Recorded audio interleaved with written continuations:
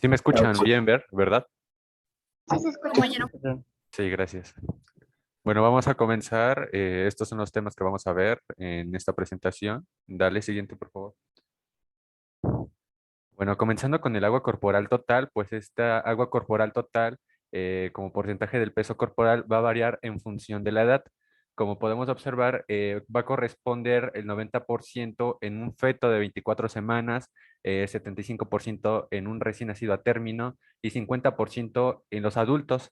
Es decir, pues con esto podemos analizar que el agua corporal total va a disminuir conforme avanza la edad. Y durante el primer año de vida, esta agua corporal total va a disminuir hasta un 60% del peso corporal y así se va a mantener hasta que llegue a la pubertad, donde también vamos a ver otras diferencias entre hombres y mujeres. Aquí las chicas van a aumentar mucho más que los chicos su grasa y los chicos van a tener mucho mayor masa muscular, así como la grasa tiene menos contenido de agua y el músculo tiene más contenido de agua, al final de la pubertad los hombres son los que van a tener más porcentaje de agua con un 60% y las mujeres con un 50%. Siguiente, por favor. El agua corporal total va a distribuirse de dos maneras, principalmente que es líquido intracelular y el líquido extracelular. Durante el año de vida, el cociente entre el volumen del líquido intracelular y el extracelular se va a aproximar a los niveles del adulto y así el volumen, entonces, en el líquido extracelular corresponde de un 20 a 25% y el intracelular de un 30 al 40% del peso corporal. El líquido extracelular, a su vez, se va a subdividir en componentes intravasculares, componentes extravasculares y un tercer espacio fisiológico y patológico. ¿Con qué me refiero con el tercer espacio? El espacio fisiológico va a ser aquel, por ejemplo, como el líquido cefalorraquídeo, la orina, que pues es algo que se llena de agua fisiológicamente, y patológico puede ser una citis o un derrame pleural, por ejemplo. El plasma corresponde a un 5% la parte intersticial a un 15% de líquido extracelular. Bueno, la bibliografía siempre nos va a establecer que van a corresponder 40 litros para un hombre adulto de 70 kilos. Y en esta tabla podemos observar el porcentaje de agua que hay en el cuerpo humano, que va de más a menos, donde vemos líquidos extracelulares, que son los más abundantes, después el plasma, el intestino, el riñón, músculo, hígado, los eritrocitos, la piel, y al último el esqueleto, que es el que tiene menor cantidad de agua. Entonces, para el agua, generalmente es condicionado por la sed y las condiciones normales. Bueno, esta bibliografía nos menciona que va de 2 a 2.5 litros por día lo que se requiere. Pero, bueno, esto no es como un dato 100% establecido, ya que hay varios factores del cual depende la ingesta de agua. Y esta se obtiene principalmente de un agua visible, que esto hace referencia a las bebidas que bueno, aquí haciendo referencia de los 2 a 2.5 litros, pues va a corresponder a 1200 mililitros. El agua oculta, que es de los alimentos, a 1000 mililitros. El agua de oxidación, que hace referencia a la que se produce de la unión de hidrógenos, perdón, provenientes del metabolismo de procesos oxidativos y también del oxígeno durante la respiración, que corresponde a 300 mililitros. La excreción se va a llevar a cabo por orina, por heces, de manera cutánea, la sudoración, la pérdida insensible, que es por respiración y piel, que bueno, aquí no voy a ir mucho a fondo, porque pues más adelante lo vamos a ver con mis otros compañeros.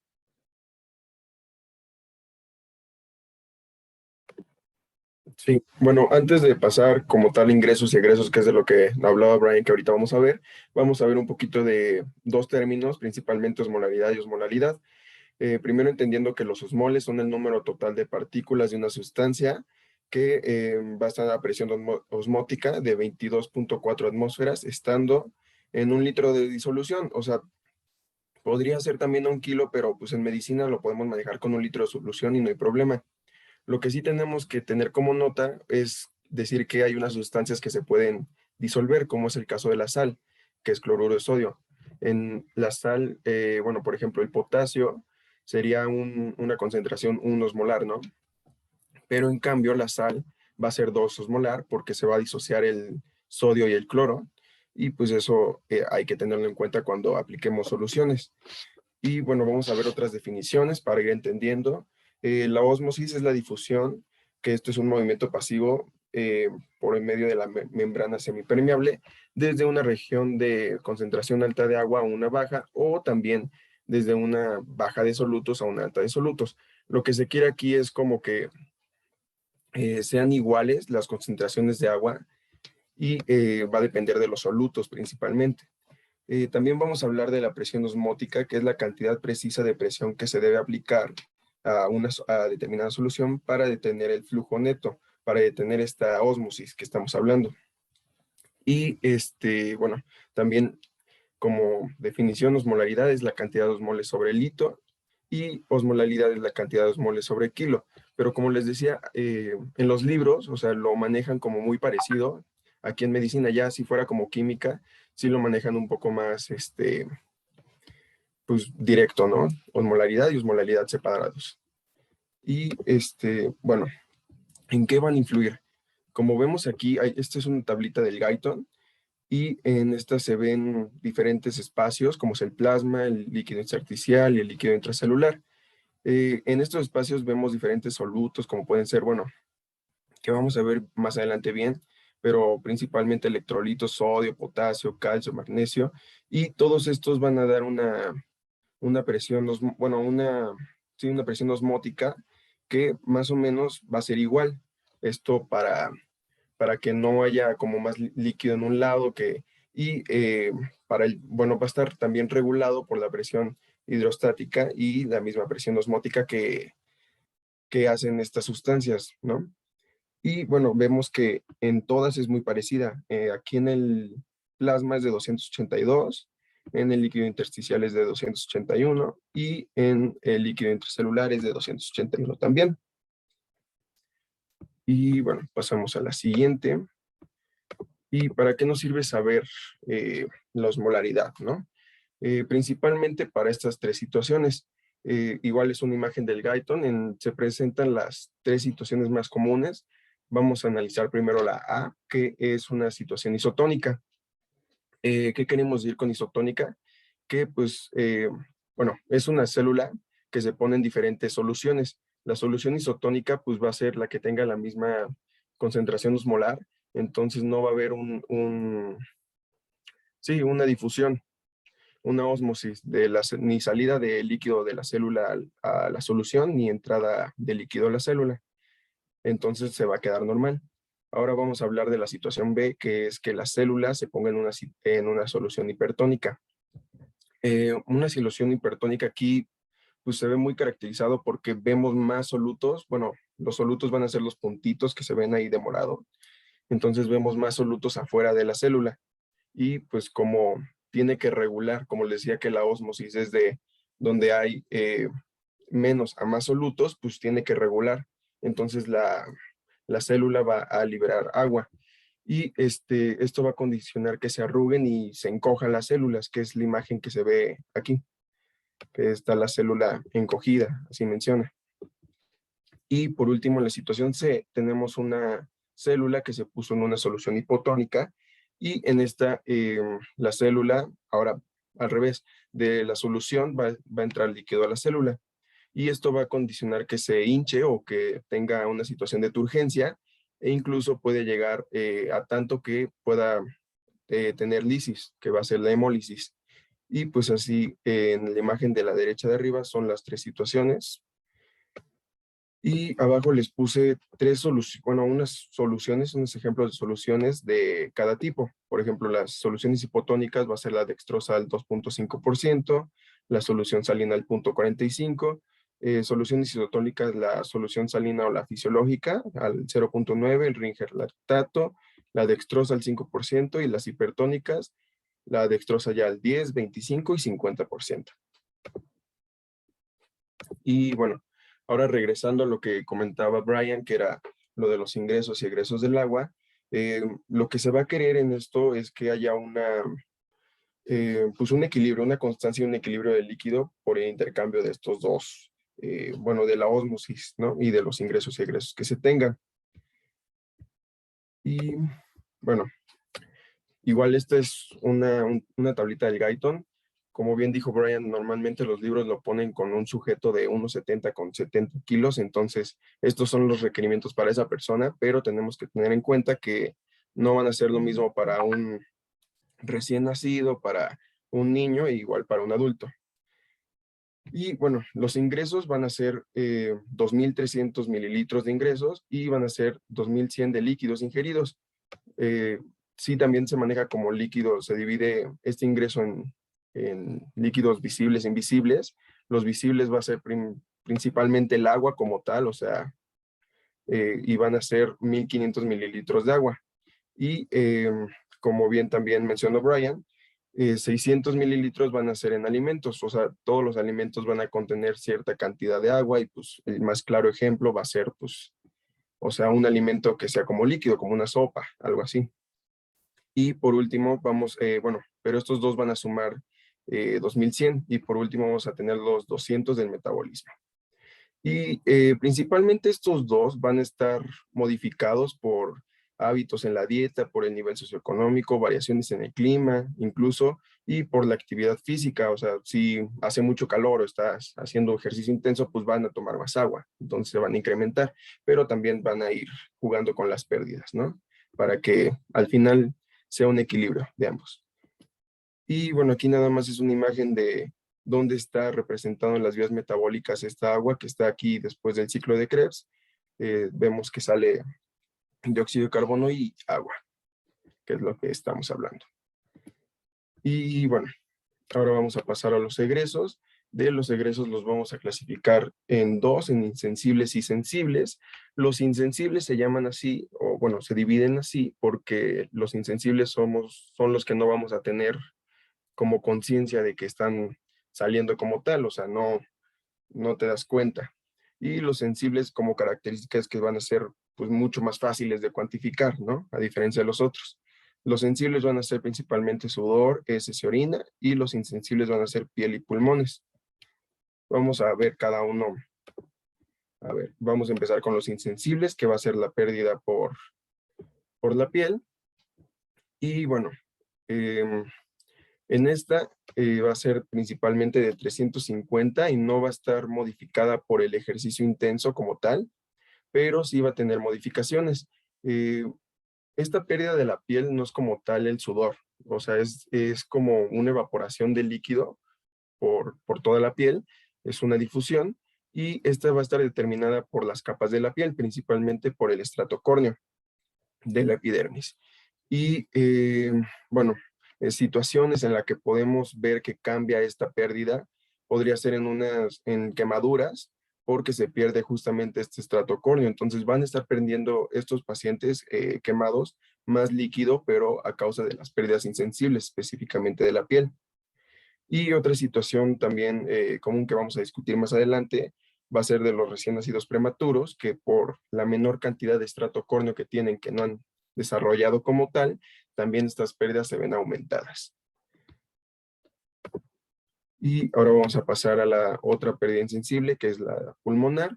Esta es como tal por la respiración o pues al hablar estás perdiendo también líquidos y es de 300 a 40 con una media de 350 mililitros y esta sí se modifica por el ejercicio llegando a incluso 650 mililitros. Esta es por el resultado de la entrada de aire en la vía aérea y que se va a saturar de humedad y pues ya al momento de expirar o hablar va a sacar agua. Y esta va a ser una pérdida pues bastante continua también. De los principales cambios, o sea, ya está mencionado el ejercicio intenso, pero otro puede ser incluso el clima. En este caso, el clima frío, ya que al reducir la presión atmosférica va a provocar una pérdida de agua mayor. Em, Eso explicando por qué, pues en el clima frío, de repente ya, cuando ya no aguantas el frío, ya las vías aéreas se encuentran como incluso secas. Y ahora vamos a pasar con las pérdidas sensibles, empezando con la del sudor.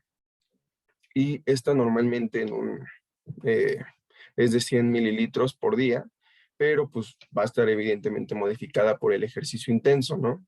Incluso llegando a, la bibliografía menciona 5 litros, que es muchísimo, ¿no? Pero pues esto va a depender del ejercicio más que nada y de las actividades que se realicen en el día e incluso la temperatura ambiente.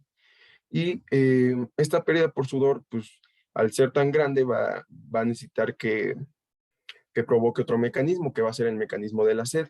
Este va a ser pues el crucial para que haya un balance otra vez de ingresos y egresos. Y lo que pasa es que, bueno, al tener tanta salida por el sudor, va a haber un aumento en la osmolaridad y volumen sanguíneo, en la angiotensina, en la sequedad de la boca. Esperen, aquí está. El control de la sed se debe principalmente a esto, al aumento de la osmolaridad, a la disminución del volumen sanguíneo, disminución de TA, aumento de angiotensina 2 e incluso la sequedad de la boca. Entonces, al hacer ejercicio va a haber principalmente la sequedad de la boca, aumento de osmolaridad y disminución de volumen sanguíneo. Entonces, todo esto va a ser captado, principalmente la osmolaridad es el más rápido en actuar por los osmoreceptores del hipotálamo, que igualmente van a estar con la vasopresina. Entonces, estas dos, pues se van a, bueno, por coincidencia o porque pues así lo quiso el cuerpo, van a estar activadas. Entonces va a haber una disminución de la uresis y pues también va a haber un aumento de la sed. Entonces van a tomar más agua y ya se va a ver un balance, ¿no? Seguimos ahora con las pérdidas por orina. Bueno, las pérdidas por orina van a ser normalmente de 1400 mililitros y en el ejercicio intenso, pues como ya hablamos, la hormona la antidiurética o la vasopresina va a influir principalmente en esto por medio de las acuaporinas tipo 2, actuando así con, bueno, en el túbulo colector, haciendo que se excrete más o menos agua. Y también va a estar determinado por la cantidad de agua que ingieras, ¿no? Porque pues si ingieres más agua va a haber una disminución de la osmolaridad y eso va a hacer que saques más agua. Y bueno, nada más recapitulando, estos son algunos fenómenos que cambian el comportamiento de los líquidos. Ya hablamos de las quemaduras, ya hablamos del ejercicio intenso, de la cantidad de agua tomada, pero también hay otras situaciones muy comunes y pues, que se ven mucho en el medio hospitalario, que es la fiebre. Bueno, ya hablamos incluso de esto, que hay un cambio en, en los líquidos como tal por el embarazo, en donde hay un aumento del líquido extracelular y un aumento de volumen sanguíneo, e incluso también esto condiciona un aumento en la tasa de filtración glomerular y de las estructuras renales se dilatan, principalmente uréteres y pelvis. Y también vamos a ver que otro muy común son los medicamentos, principalmente podemos hablar de los diuréticos, que van a hacer que haya muchas pérdidas de agua, ¿no? Eso es lo que hacen. Y bueno, esto es una hojita nada más de enfermería, de aquí de las notas, en donde ponen más como tal todas las ingestas que puede tener. Oral, sueros, medicina parenteral, transfusión, plasma y la eliminación, que también vamos a hablar incluso de hemorragias, drenajes, evacuaciones, vómitos, que también es muy importante, se me olvidó decirles, pero vómitos igual es una pérdida de agua total y como las heces pueden condicionar a una deshidratación muy importante y un peligro para la vida incluso. Y bueno, esta es otra, que pues es básicamente lo mismo. Y nada más recordando que también tenemos que cuantificar todo el tipo de alimentación enteral y parenteral, como pueden ser sondas nasogástricas, gastrostomías. También tenemos que cuantificar en los egresos como una diálisis peritoneal, incluso una bolsa de colostomía, que pues, es fácil de cuantificar cuánto es la entrada y cuánto es la salida de estos. Y bueno, ahora Bueno, vamos a pasar. nada más tantito, si me dejas aportar un poquito, podemos Claro. regresar a 2 diapositivas anteriores y aprovechando esta imagen que tú nos das, la que sigue anterior. Las anteriores. Esta, ven. Nos comentaba su compañero que hay factores que debemos que tomar en cuenta. Y esto, ahorita que estamos hablando del comportamiento del agua y electrolitos, que nos están recordando todos estos conceptos que hacen que nosotros podamos tomar en cuenta el comportamiento de cada uno, ¿sí? En situaciones especiales, como podemos ver aquí las imágenes, ya sean algunas quemaduras, donde se pierde gran cantidad de agua por la situación de quemaduras de la piel o en su momento de tejidos subcutáneo o muscular. Esto hace que se tenga que deshidratar el paciente. Y todas estas pérdidas pues, en su momento se tienen que calcular para reponerse. Si el cuerpo pierde, obviamente algunos órganos principales, en este caso sería el riñón, que es el que principalmente va a tener alguna afectación para tener su funcionamiento de filtración o depuración, ¿sí? Obviamente que también hay otros órganos que dependen también del volumen intravascular para que puedan tener su funcionamiento, como puede ser el corazón, y los pulmones a nivel cerebral. Entonces, situaciones así de esta magnitud, pues hace que los mecanismos iniciales de compensación para mantener el agua, ¿sí? Pues muchas veces se lleguen a romper o que no se lleguen a alcanzar y esto hará que el paciente pueda tener grandes pérdidas. ¿Qué pérdidas? Pues pérdidas desde cutáneas, pérdidas por vía urinaria, pérdidas digestivas, ¿sí? Pérdidas por la transpiración o en aquellos que llegan a utilizar medicamentos como diuréticos tiacídicos, diuréticos de asa, que se prescriben y que muchas veces no se prescriben con una buena posología, pues hace que se puedan estar perdiendo grandes cantidades, ¿sí? O que no están regulados. Entonces, esto es lo que yo quería, que a raíz de todo esto, estas imágenes, tanto que están viendo, ¿sí? Tengan cierta relación con lo que finalmente vamos a ver más adelante, que sería el desequilibrio, y dónde lo podemos encontrar, en qué situaciones se puede detallar. Ahora, todas estas pérdidas, si me apoyas con la hojita, en urgencias. ¿Eso, doctor, o la siguiente? Sí, esta es también. Everardo, por ahí levantó su manita.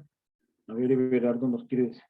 Sí, doctor. Por ejemplo, en cuanto a la pérdida de líquidos de manera general, por ejemplo, afecta directamente a la presión arterial media, ¿no? O sea, que puede afectar meramente a los riñones, por ejemplo, y causar falla renal aguda, ¿no? O sea, creo que esa es una parte bien importante al momento de hablar de electrolitos, ¿no? Sí, bueno, obviamente que el cuerpo va a tener un mecanismo de compensación, ¿sí?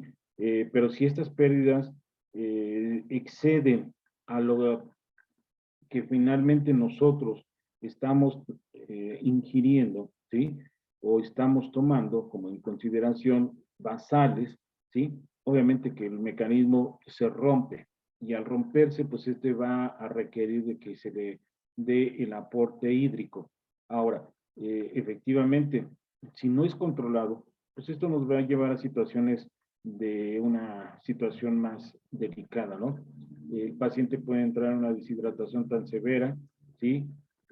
Vamos a ponerlo en el caso del pediátrico, gastroenteritis, en el caso del adulto puede llegar también por una gastroenteritis o por una descompensación, que es común verlos en el área de urgencia, y perder grandes cantidades de líquidos.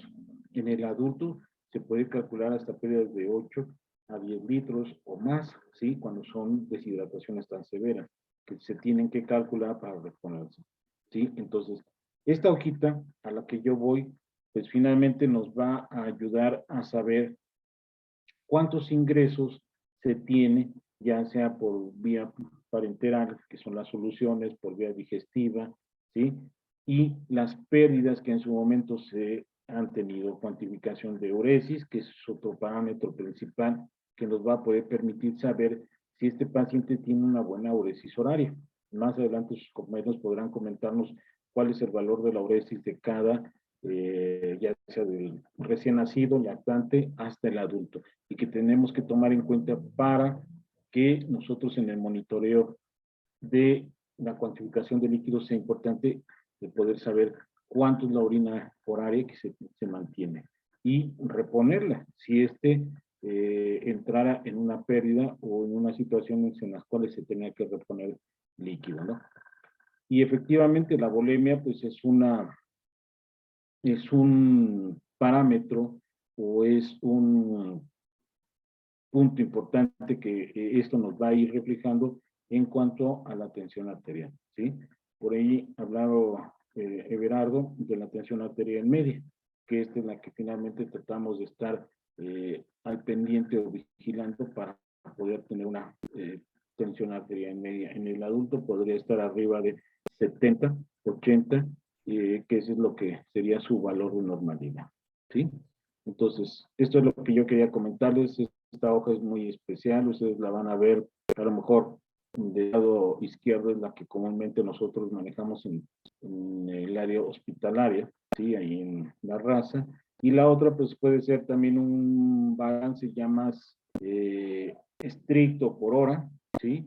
Que esto sería en el caso de las terapias, en donde el paciente se tiene que estar cuantificando hora por hora, ¿sí?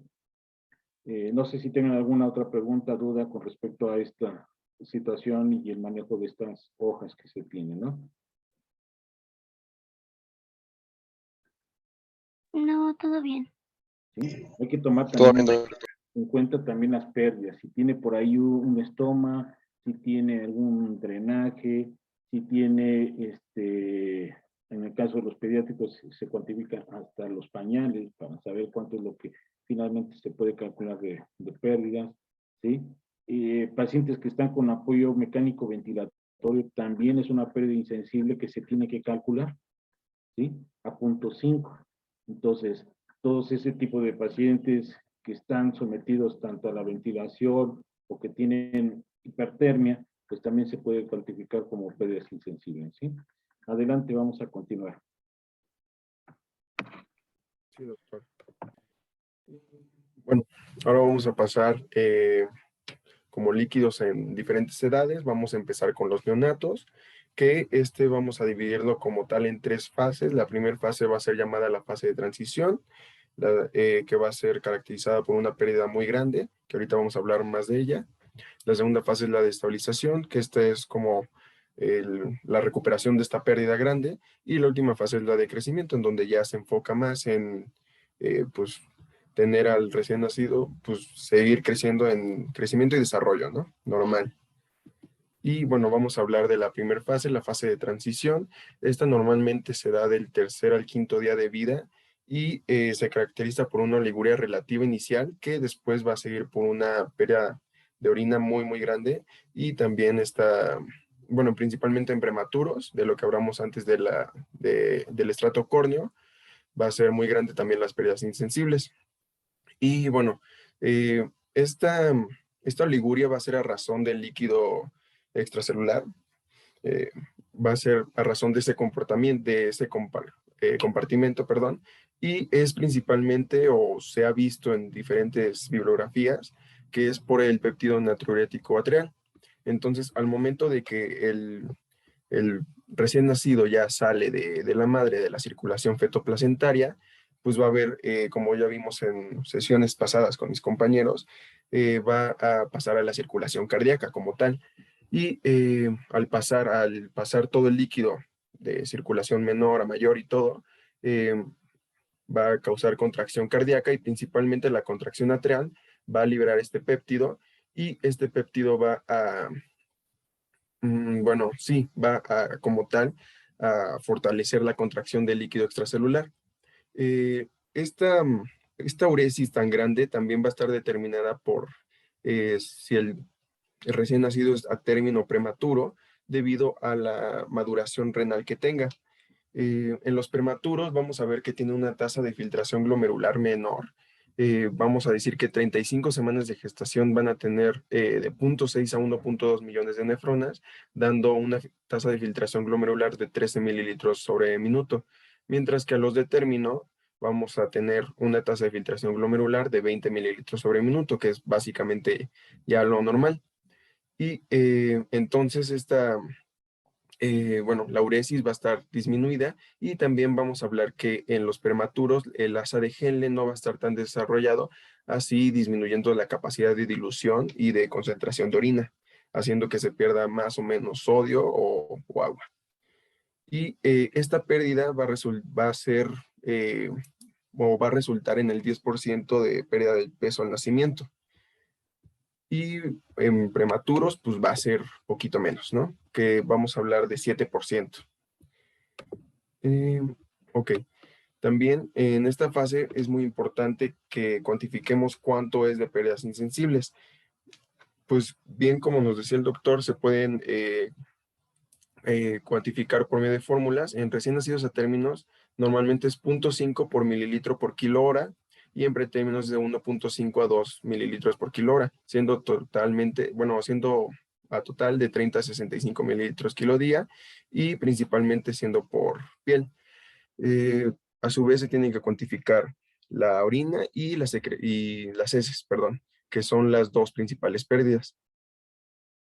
También estas van a estar cuantificadas o por la edad gestacional o por el peso, ¿no? Como vemos abajo, que lo clasifica de 500 a 750, de 750 a 1 kilo, de kilo a kilo y medio y más de 1 kilo, que ya se los dejo aquí si lo quieren ver más adelante. Y bueno, este es de la GPC también, por si la quieren revisar, que es las pérdidas insensibles, el promedio, dependiendo del peso, igual que es bastante parecido, pero pues no es lo mismo. Y bueno, hay algunos factores que van a aumentar y van a ser protectores para las pérdidas insensibles, y el principal van a ser, por ejemplo, mantener humedad. Bueno, de factores protectores va a ser mantener humedad al 80%, y esto va a hacer que la pérdida sea del 5%, que tenga una incubadora de doble pared y que no tenga tantas abrasiones en la piel, digamos que no le estén tomando muestras todo el tiempo, así como la estimulación de la respiración. Y factores de riesgo para que aumenten las pérdidas insensibles hay muchas. Por ejemplo, puede ser una cuna de calor radiante o fototerapia en caso de hiperbilirrubinemia. La fiebre, que se habla que por cada grado aumentado van a incrementar las pérdidas un 30%, que las incubadoras no sean de doble pared, que sean nada más de una. Igual el estímulo por llanto, por irritabilidad, por taquipnea o polipnea, y podemos tener también problemas de absorción en electrolitos y agua por enfermedades gastrointestinales, como puede ser síndrome de intestino corto, síndrome de obstrucción intestinal crónica y aganglionosis intestinal subtotal o total, o malformaciones como tal, como puede ser la gastrosquisis, onfalocele, algún defecto del tubo neural, y como hablamos anteriormente, que tenga muchas abrasiones en la piel, porque va a aumentar las pérdidas por medio de esta. Y bueno, aquí está más o menos cuánto, dependiendo del peso y dependiendo qué sea lo que se está realizando en este neonato, cuánto va a perder más de líquidos. Como vemos, aquí está calor radiante, fototerapia, la combinación, fiebre, la actividad como llanto incluso, y la humedad. Ya se los dejo ahí para que los vean adelante cada uno, para no decirlos todos. Y bueno, ya vimos las pérdidas, los egresos, pero ahora vamos a hablar de los ingresos. Esta tabla es de un artículo en donde nos ponen por días, los primeros días que son de la fase de transición, en donde lo clasifica como para neonatos a término, pretérmino, y los de pretérmino los divide por peso. Entonces vamos a ver que en los de términos de 40 a 60, y principalmente no se dan electrolitos el primer día, pero si se necesita se pueden dar un máximo de 2, ¿no? Y vemos que estos requerimientos, estos ingresos de líquidos van aumentando, llegando hasta el día 5 a 100 a 140, y ya con electrolitos de sodio de 1 a 3, de potasio de 2 a 3. Bueno, también recordando que el potasio se da hasta que orine, porque si no podemos causar un daño neural, y el cloro también. Igual esta es otra de la GPC, que son los mismos datos básicamente. Ahora vamos a seguir con la fase 2, que es la fase de estabilización. Entonces, esta ocurre desde el momento de que hubo la pérdida de peso máximo hasta el regreso del peso al nacimiento. Entonces hablamos que la pérdida de peso máximo es más o menos un 10% del peso al nacimiento. Entonces desde ese momento se cuenta, y esto normalmente es del día 7 al día 10, que básicamente es la segunda semana. Entonces la segunda semana tenemos que, o sea, no es como tal la principal mm, preocupación de esta etapa recuperar el peso, pero sí se va a buscar.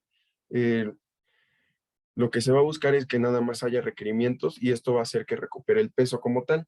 Y vamos a ver que, bueno, la uresis tan grande que hablamos hace rato ya no va a estar, ya va a estar normalizada, que siendo más o menos en pretérmino de 2 a 3, y los ingresos también van a ser ya mayores.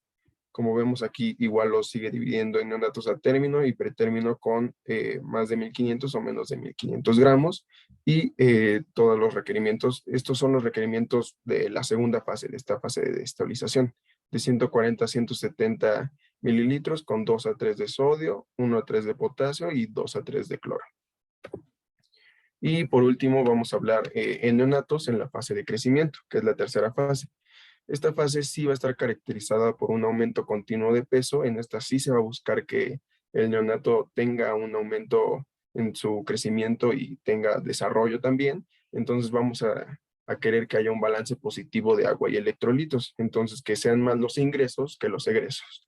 Y para hacer esto vamos a primero reemplazar las pérdidas de agua y electrolitos, y después vamos a dar agua y electrolitos extra para un crecimiento adecuado.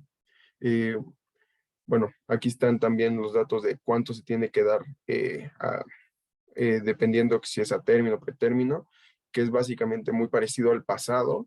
Y se ha visto que el sodio, por ejemplo, tiene un efecto específico para el crecimiento en la talla y el peso. Entonces hay que tener mucho cuidado con estos y recordar que en neonatos, bueno, ya alimentados con principalmente lo que se quiere es lactancia materna. Entonces en esto se tiene que recordar que también en la leche materna hay sodio. Entonces se tiene que dar un poco menos, ¿no? Y pasamos a la siguiente. Aquí hay que mencionar una característica en particular que hay entre un niño y un adulto. Un adulto va a requerir más agua y su intercambio va a ser mayor que en el niño, pero el niño, como tiene más agua en comparación con el adulto, la va a retener con menor facilidad. Siguiente, por favor. Ok, hablando sobre los líquidos, aquí en niños y adultos, las necesidades hídricas que va a tener un adulto normal es de 30 a 35 mililitros por kilogramo de peso al día. Esto pues en un adulto, como dijimos que como la bibliografía siempre lo establece, un adulto estándar de 70 kilos estaría requiriendo de 1.5 a 2 litros diarios de agua. Estos van a depender, pues ya después, ya se los comentaron, de varios factores. Las necesidades de mantenimiento, estas son cantidades de agua y electrolitos perdidas en el metabolismo normal. El metabolismo va a generar dos productos intermedios, el calor y los solutos, que van a ser eliminados para mantener una homeostasis. Entonces, esta cantidad de calor que se va a disipar gracias a las pérdidas insensibles y las cantidades de soluto que son excretadas por la orina, ya sea en relación directa con el gasto calórico. Bueno, aquí estas demandas metabólicas no van a aumentar en proporción directa a la masa corporal a lo largo de una línea continua. Aquí la tasa metabólica por kilogramo de peso corporal va a disminuir con la edad. En un lactante va a generar mucha más cantidad mayor de solutos y de calor por kilogramo que un niño o un adolescente. Entonces, para calcular estas necesidades de mantenimiento, vamos a determinar las calorías consumidas.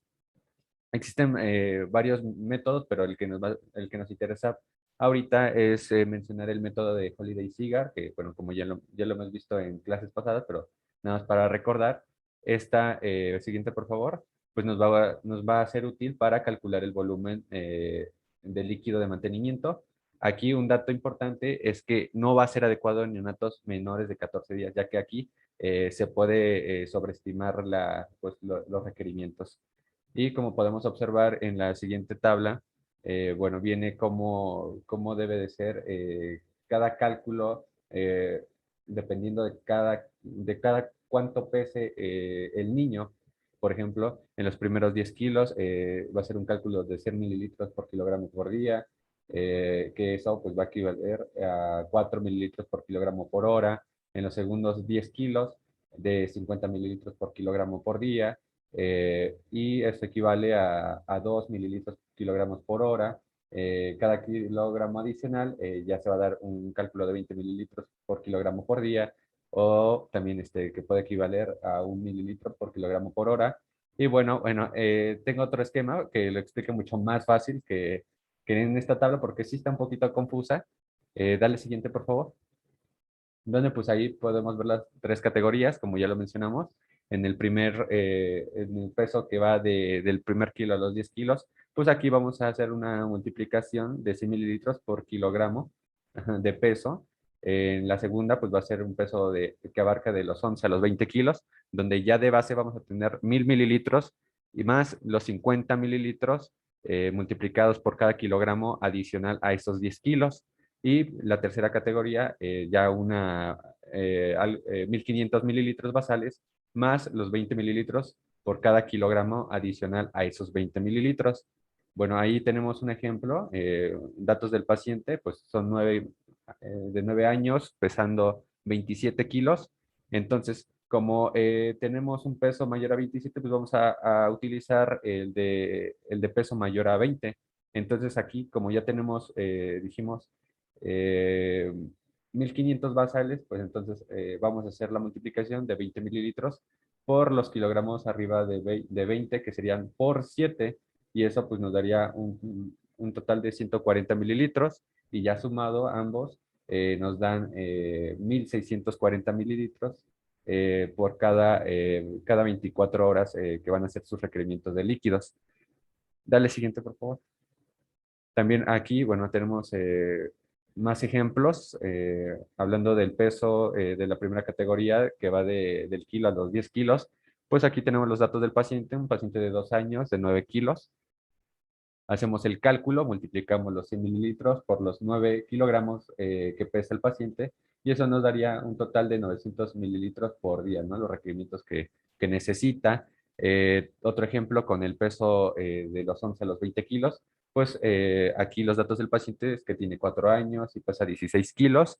El cálculo, pues ya tenemos los 1000 mililitros basales y vamos a multiplicar los 50 mililitros por los 6 kilos, ¿no? Que son por arriba de los 10 kilos.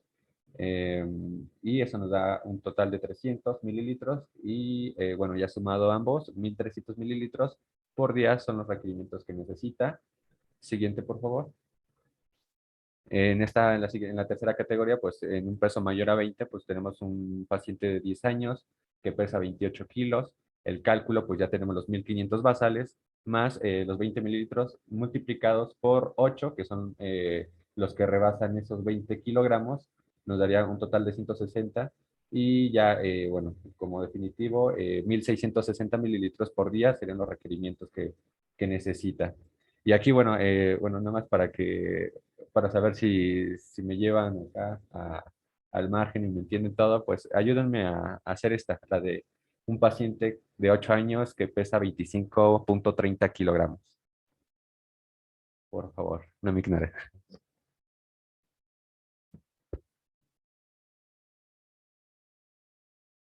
Me avisan, por favor.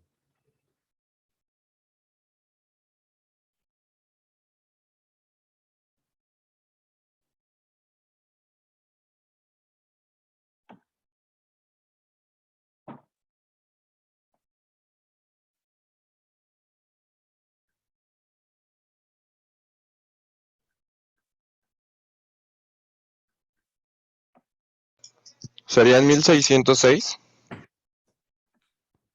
A ver, dale siguiente. Sí, perfecto, compañero. Ese va a ser el cálculo. Ajá. ¿Por qué? Pues porque tenemos un peso mayor a 20, entonces se va a utilizar esta misma fórmula con los 1500 mililitros basales y ya se multiplica los 5.30 kilogramos extra y dándonos ese resultado. Muy bien. Siguiente, por favor. Bueno, ahora vamos a continuar con los electrolitos. La siguiente, por favor.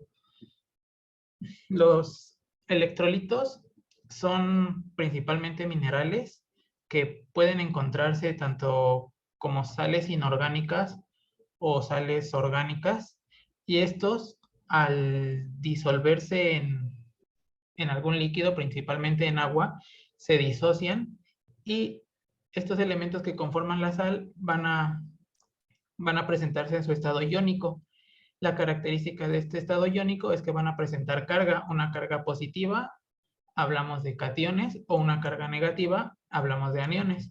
Estos minerales pues, van a estar presentes en la sangre y en otros líquidos corporales, y bueno, pues van a tener o van a presentar su carga eléctrica. Estos electrolitos se van a encargar de regular la cantidad de agua en el cuerpo, como ya lo vimos, debido a la osmolaridad que van a presentar y que van a tener en los diferentes líquidos del cuerpo. Por lo tanto, pues el balance de estos iones van a permitir la movilización de agua en los diferentes espacios. También, como en el caso de sales orgánicas como carbonatos o fosfatos, pueden ayudar a la regulación del pH en la sangre, debido a que se comportan como reguladores que pueden aceptar o liberar protones, así modificando el grado de acidez o alcalinidad. También pueden ayudar a la actividad muscular, principalmente sodio, potasio, tienen mucho que ver con la irritabilidad en los músculos, lo que va a permitir que lleven a cabo su función contráctil, así como también calcio. Y bueno, como ya sabemos, sodio, potasio, calcio, cloro van a ayudar a la transmisión del impulso nervioso por la generación de potenciales de acción mediante la despolarización o repolarización de las células, y también pueden ayudar a la movilización de moléculas, como el caso del calcio. Se sabe que el calcio, al ser liberado en el citoplasma, puede ayudar a la movilización y a la liberación de moléculas como hormonas. En el cuerpo, los principales electrolitos, como ya se ha mencionado, son sodio, potasio, calcio y cloruro. La siguiente, por favor. Ahora, uno de los más importantes es el sodio. El sodio es un catión osmóticamente activo, ya que la mayor parte de la movilización de líquidos en el cuerpo va a estar ligada al sodio. Y este es el principal catión en el líquido extracelular. En el líquido extracelular lo podemos encontrar en una concentración de 140 miliequivalentes por litro o 140 milimolar, en comparación con la cantidad intracelular, que lo encontramos aproximadamente en 12 miliequivalentes por litro. Como ya lo mencioné, el sodio pues, va a tener una participación principal en el equilibrio osmótico, así como también va a colaborar en la permeabilidad de las membranas, ya que el sodio en el líquido extracelular, junto con los iones intracelulares, pues van a generar el potencial de membrana que le va a dar esa permeabilidad y selectividad a las células. Interviene en la contracción muscular y participa en la generación de potenciales de acción para la transmisión del impulso nervioso. La siguiente, por favor. El sodio va a estar regulado por diversos mecanismos. Muchos de ellos van a ser los mismos que comparten, los va a compartir junto con el equilibrio de los líquidos, como por ejemplo la hormona antidiurética o el péptido natriurético, que ya habló mi compañero Santi en las diapositivas pasadas. Y bueno, esta regulación va a estar dada por diversos mecanismos que van a actuar como sensores Y como mecanismos efectores, los sensores son los que se van a encargar de detectar estas modificaciones en tanto como presión hidrostática como en concentración de solutos en el espacio extracelular y en intravascular. Y son los que van a generar la señal para que entren los mecanismos efectores, que son los que se van a encargar de modificar las tasas de excreción renal principalmente. Entre los mecanismos sensores vamos a tener varoreceptores, tanto de baja presión como los que se encuentran en aurícula, en arterias auriculares y pulmonares, así como receptores de alta presión que se encuentran principalmente en arterias carotídeas. También los vamos a encontrar en sensores intrarrenales, principalmente el aparato yuxtaglomerular. Y posteriormente, pues los efectores, por ejemplo, el sistema renina-angiotensina-aldosterona, la hormona antidiurética, el péptido atrial natriurético, así como también una modificación en la tasa de filtración glomerular. La siguiente, por favor. Ahora, estos sensores y efectores van a causar esa respuesta, la respuesta homeostática hacia los cambios en la concentración de sodio. Por ejemplo, en esta imagen podemos ver al centro el volumen extracelular normal. Hacia arriba vemos la cadena que va a seguir. Cuando hay una contracción de volumen, quiere decir que el volumen disminuye. Va a haber la activación de los sensores de volumen que van a activar los mecanismos efectores y esto nos va a llevar a una antinatriuresis. Eso quiere decir que va a evitar la secreción de, la excreción de sodio. En caso contrario, una expansión de volumen va a llevar igual, se va a llevar a cabo la activación de los sensores, se van a activar estos efectores, lo que nos va a llevar a una natriuresis para la excreción de sodio. La siguiente, por favor. Ahora, en esta diapositiva podemos observar pues, los diferentes mecanismos que ya les comenté. En la imagen superior izquierda vemos el sistema renina-angiotensina-aldosterona, que va a empezar pues, principalmente por la producción de angiotensina por parte del hígado. Esto se va a liberar al plasma, así como también un incremento en la presión sanguínea va a activar las células granulares en los riñones y va a producir renina.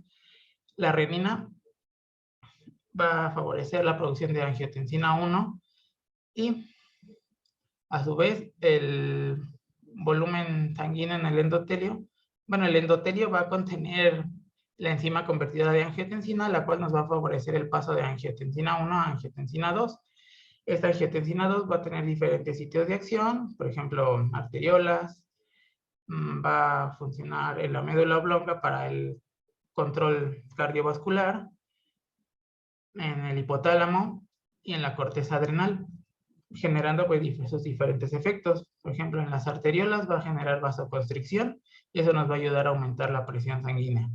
La médula oblonga va a ejercer control cardiovascular, igual aumentando la respuesta cardiovascular. En el hipotálamo, el aumento de la producción de vasopresina, el impulso, el reflejo de la sed. La corteza adrenal va a aumentar la producción de aldosterona, que eso nos va a favorecer la reabsorción de sodio. Y esto para aumentar el volumen y mantener la osmolaridad, y a su vez el aumento de la presión. Entonces, esto en caso de que se presente concentraciones que disminuyan el volumen sanguíneo, si se aumenta, pues esto se inhibe, entonces ya no hay reabsorción de sodio, se excreta más sodio y por lo tanto más cantidad de agua.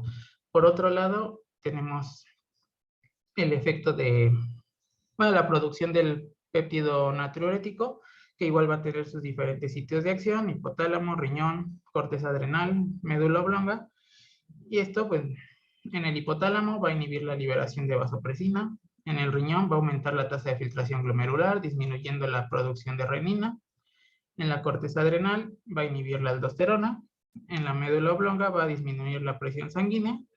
Y bueno, esto va a hacer que el cloruro de sodio y el agua aumenten su excreción. Y bueno, ya por último, en la imagen del inferior, vemos el mecanismo de acción de la hormona antidiurética, que pues bueno, ya lo mencionamos en diapositivas anteriores, está muy ligada a las acuaporinas. Entonces la hormona antidiurética va a llegar a su receptor de membrana en los túbulos colectores.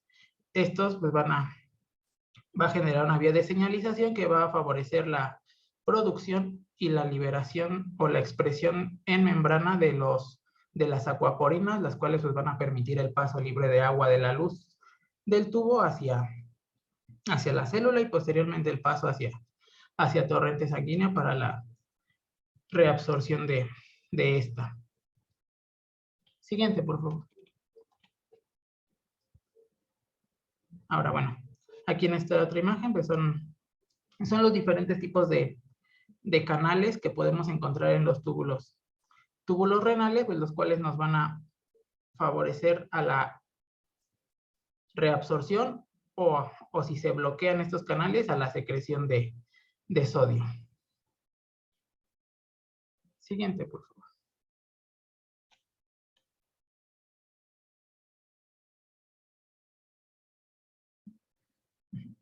Bueno, ahora, otro de los principales cationes que encontramos es el potasio. Este va a ser el principal catión intracelular, a diferencia del sodio que era el extracelular. Este va a estar presente en mayor concentración dentro de las células y bueno, lo encontramos con una concentración de 140 miliequivalentes por litro, mientras que extracelular va a estar de 3 a 5 miliequivalentes. El potasio va a colaborar junto con el sodio, como ya lo mencioné, por el mantenimiento del potencial de acción de membrana, va a favorecer la permeabilidad de estas, va a intervenir también en contracción muscular y bueno, junto con el sodio va a participar en la generación de potenciales de acción. La concentración extracelular de potasio pues va a estar regulada por la actividad del cotransportador sodio-potasio ATPasa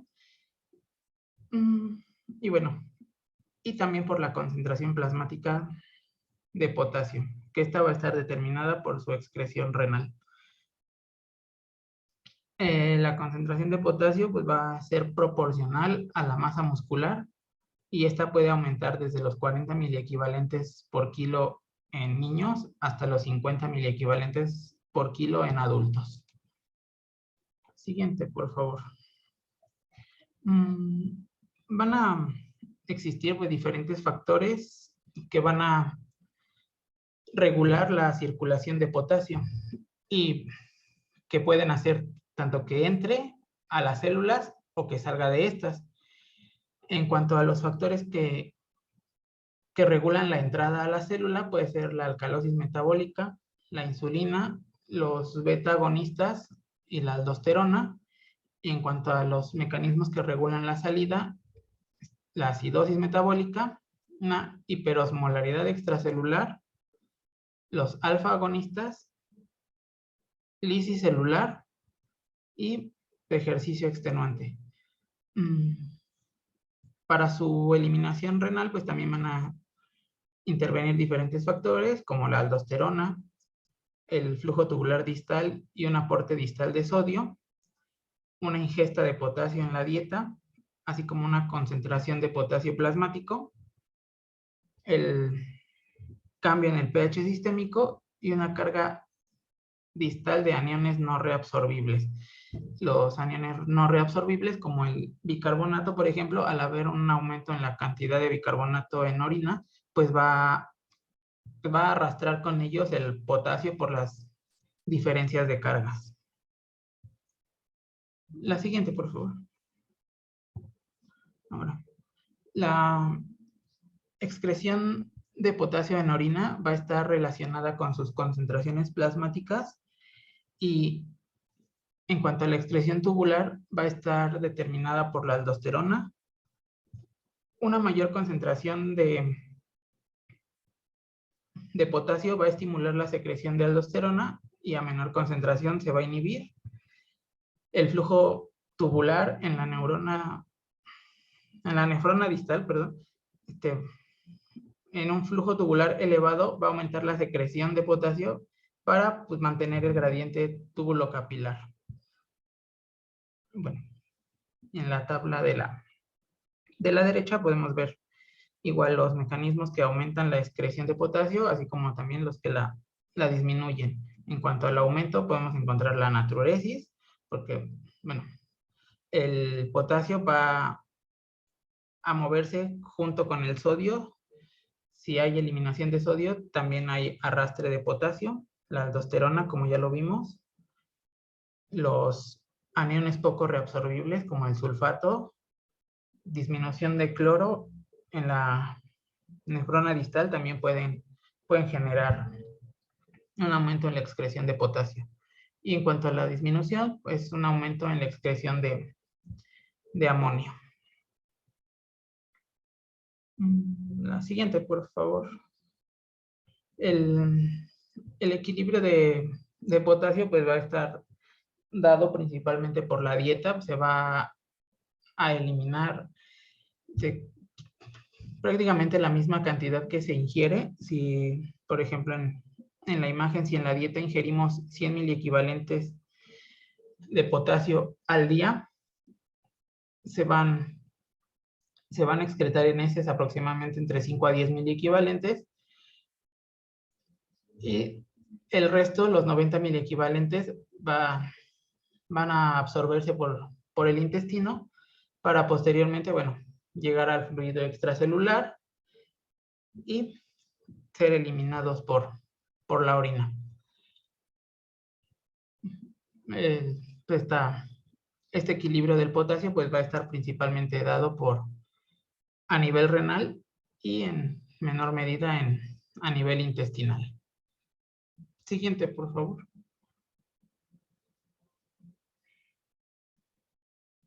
Ahora, en cuanto al calcio, pues va a estar principalmente presente en el líquido extracelular. Vamos a encontrarlo en una concentración de 1.5 milimolar, mientras que intracelular de un nanomolar o 0.0001 milimolar. Va a participar en la mineralización ósea, en la contracción muscular, también participa en la transmisión de impulsos nerviosos, en la coagulación de la sangre, así como también en la secreción de hormonas.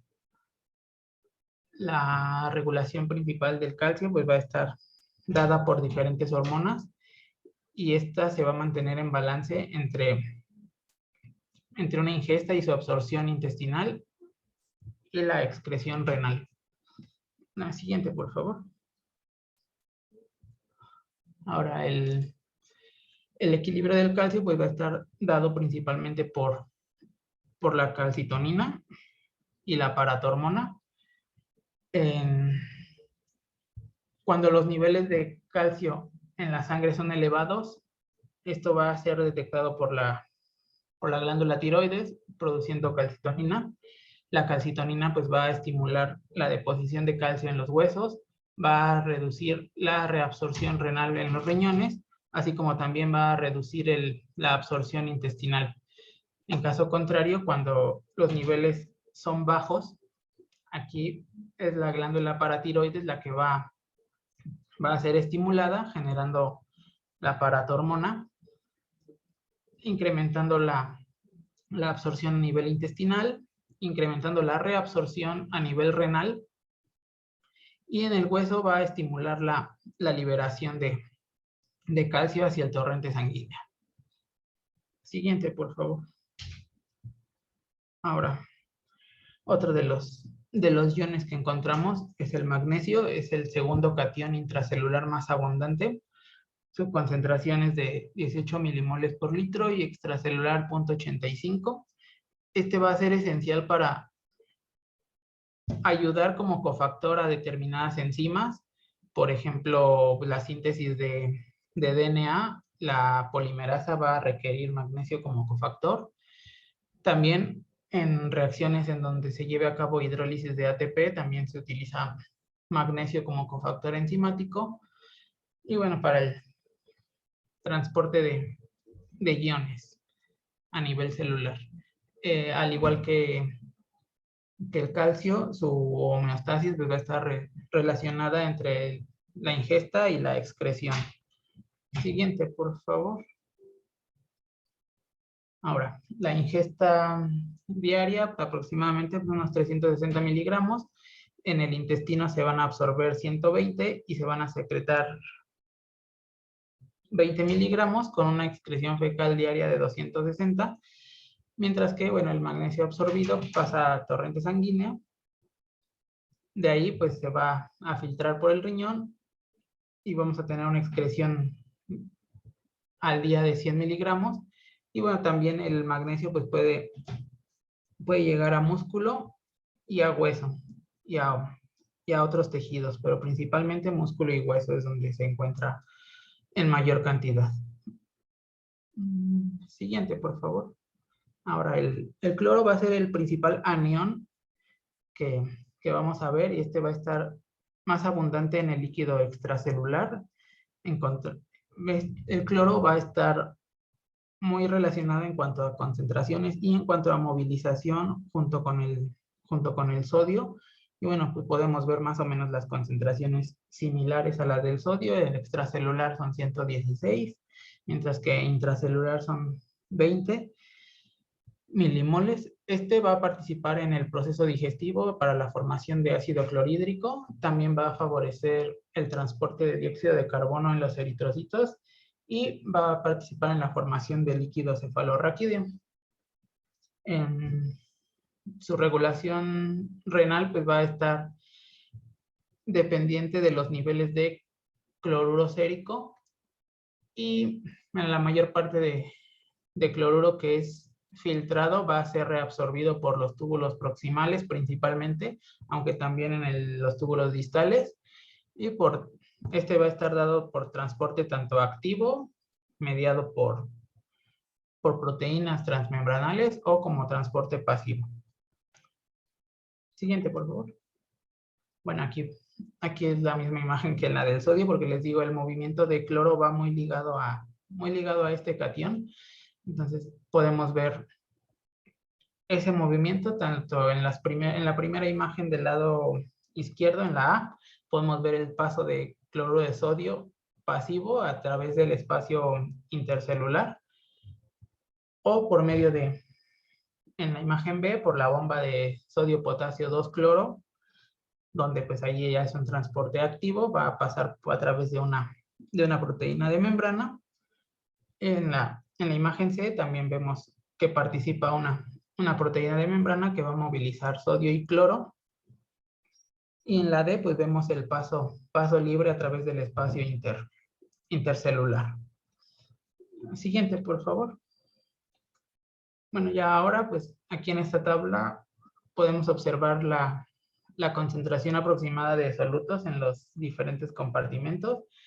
Se menciona que las concentraciones en plasma van a ser similares a las de líquido extracelular. Entonces, bueno, podemos hacer esa comparación, la concentración que tenemos en plasma de los diferentes electrolitos junto con la de el fluido intracelular, así como también pues, las funciones que van a desempeñar cada uno de estos electrolitos. Ya cuando tengan la presentación, pues lo podrán observar más detenidamente.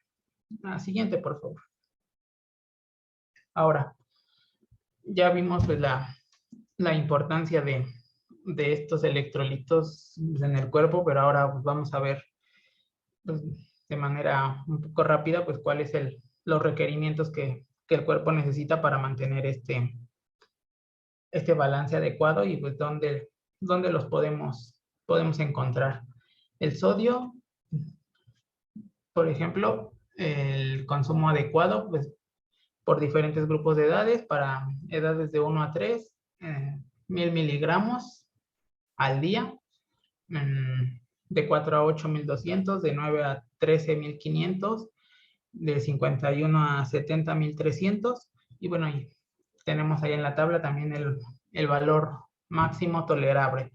¿Y dónde podemos encontrar el sodio? Pues prácticamente va a estar presente en todos los alimentos. Todos los alimentos tienen sodio, ya sea sodio como tal o cloruro de sodio en alimentos procesados. Siguiente, por favor. Ahora, del potasio, pues igual, de los 0 a los 6 meses, de 400 miligramos al día, de 7 a 12 meses, 700, de 1 a 3 años, 3000, de 4 a 8, 3800, de 9 a 13, 4500. Y bueno, así podemos ir viendo los requerimientos adecuados que necesitamos. ¿Y dónde lo podemos encontrar? Pues en granos, en soya, semillas, algunas verduras o alimentos verdes como espinacas, frutos secos, almendras, cacahuates, nueces, aguacates, hongos, papas, frutas como jitomates, plátanos, son de las principales fuentes de potasio que tenemos disponibles. Siguiente, por favor.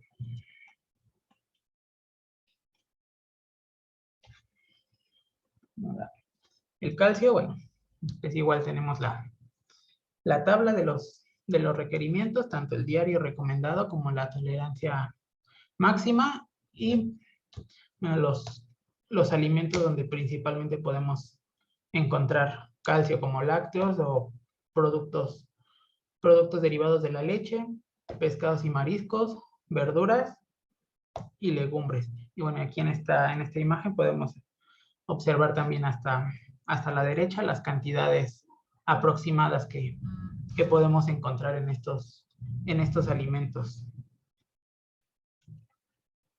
La siguiente, por favor. Igual, con el magnesio, pues igual tenemos aquí la tabla de los valores recomendados, tanto para hombres, mujeres, y lo requerido tanto en embarazo como en lactancia. Igual, como fuentes de alimentos donde podemos encontrar magnesio, almendras, espinacas, soya, aguacates, papas, arroz, entre otros cereales. Siguiente, por favor. Y bueno, ya por último, pues ya que hemos visto pues, la importancia de líquidos y electrolitos, pues vamos a hablar un poco de la rehidratación. Es el tratamiento de elección tanto para niños con deshidratación leve y moderada, y bueno, también en adultos, pero pues principalmente en niños, debido a que pues ellos no tan fácilmente pueden acceder al agua, y más si son lactantes que aún no pueden expresar esta necesidad. Entonces pues va a ser el tratamiento de elección principalmente para los niños. Pues fue establecido por la OMS en 1977 y consiste en la administración de soluciones de rehidratación oral para restablecer el equilibrio hidroelectrolítico.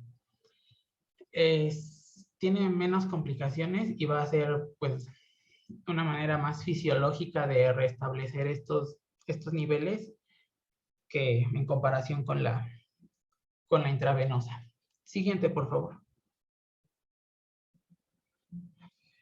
Esta va a estar indicada en condiciones de deshidrataciones leves y moderadas y, bueno, puede utilizarse en todas las edades y en estos tipos de deshidratación.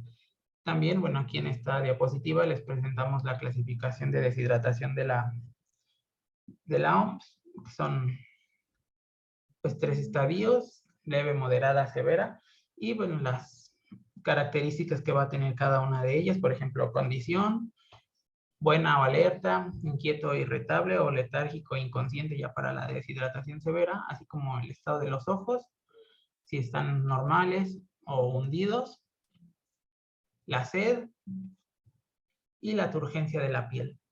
Los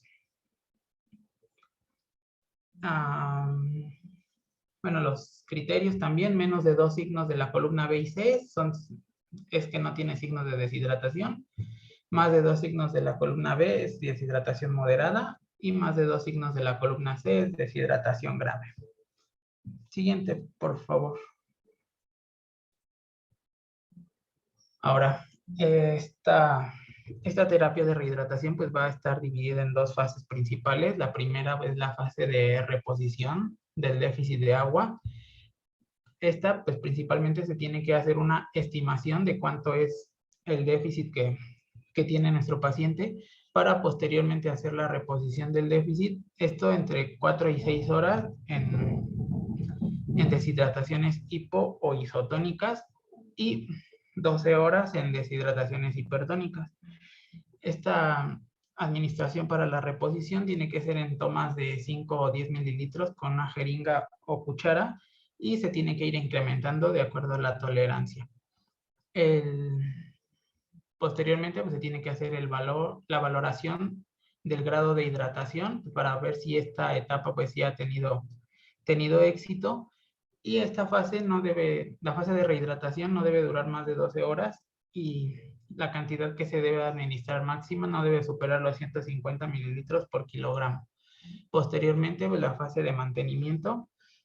Esta, pues aquí se tienen que seguir administrando las pérdidas que se estén produciendo.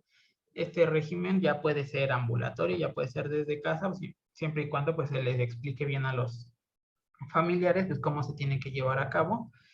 Y bueno, en caso de pacientes con gastroenteritis, el volumen va a depender de las pérdidas.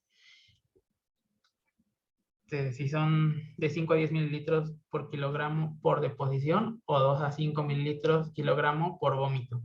Y en cuanto a la estimación o es decir, el cálculo del déficit, pues como ya lo mencionamos en las diapositivas pasadas, se va a realizar mediante el método de Holiday-Cigar. Siguiente, por favor. Ahora, vamos a tener pues ciertas indicaciones o contraindicaciones para el establecimiento de la rehidratación oral.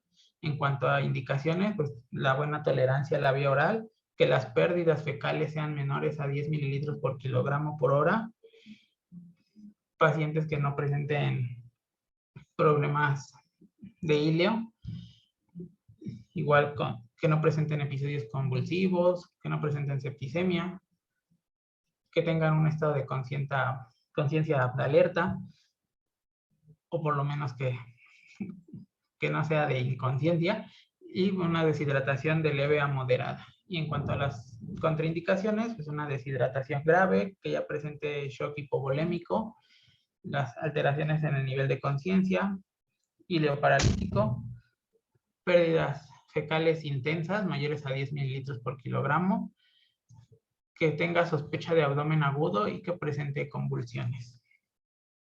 Siguiente, por favor.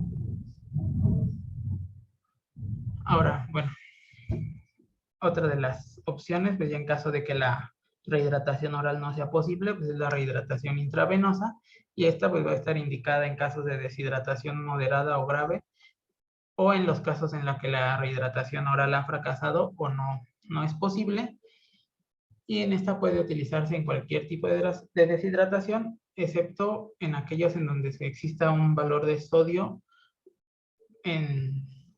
pues en los extremos, ya sea menor a 125 miliequivalentes o mayor a 155 miliequivalentes. Y para esta la edad recomendada debe ser superior a los 6 meses. Y bueno, en la tabla de la derecha, pues podemos ver los diferentes tipos de soluciones y la indicación para la que se pueden utilizar en caso de la solución salina para reanimación, soluciones cristaloides como la Hartmann para reanimación, la glucosa al 5% o salinas con glucosa para mantenimiento y bueno, coloides para reanimación. Siguiente, por favor. Y bueno, ya en esta, nada más es más que nada de informativa, que son las concentraciones que podemos encontrar en las diferentes diferentes soluciones ocupadas, tanto cristaloides como coloides, la composición que van a tener de los diferentes tipos de electrolitos. Siguiente, por favor. Bueno, ya estas dos últimas diapositivas pues son para que las chequen ustedes con más calma con la presentación. Son flujogramas que pueden seguir para el caso de rehidratación, ya sea para deshidratación leve, moderada o severa, pues son los diferentes procedimientos que se pueden seguir, al igual que la diapositiva siguiente. Aquí en esta, pues igual es para rehidratación rápida, en donde podemos observar las condiciones, pacientes sin deshidratación, deshidratación leve o moderada o deshidratación severa, y los diferentes planes que se pueden seguir, plan A, plan B o plan C. Siguiente. Aquí en esta diapositiva encontramos plan B y plan C, que van pues, de acuerdo al diagrama de flujo de la diapositiva anterior. Bueno, pues eso sería todo de nuestra parte, doctor. Doctores, no sé si quieran hacer algún comentario. Sí, primeramente, pues no sé si alguno de tus compañeros tenga alguna pregunta con respecto a lo que acaban de revisar de electrolitos y obviamente los requerimientos basales que se han tenido o que se calculan tanto para el paciente recién nacido hasta el adulto, ¿no? Y la parte también importante de cada electrolito, dónde se va a adquirir, dónde lo tenemos y la cantidad de requerimientos que se tiene al día, ¿no? Así como al igual que también el manejo de la hidratación, que es muy también independientemente tanto del pediátrico como en el adulto, ustedes se dieron cuenta, hay que hacer cálculos de acuerdo también a los requerimientos hídricos que se tienen, y en el adulto, pues finalmente, pues nosotros lo manejamos dependiendo de algunas cargas de líquidos, ¿no? Obviamente los parámetros que nos van a servir para esto, pues son la uresis horaria, la tensión arterial media o la tensión arterial, ¿sí? Que son parámetros junto con la diuresis horaria para saber la respuesta en cuanto al manejo de líquidos, ¿sí? No sé si tengan alguna duda, pregunta con respecto a todo esto. Nos podemos ir llevando mucho tiempo, pero poco a poquito vamos a irlo detallando en las rotaciones. En el caso de urgencias, pues bueno, ya veremos ahí el comportamiento de algunas patologías que estén asociadas con estos electrolitos, ¿no?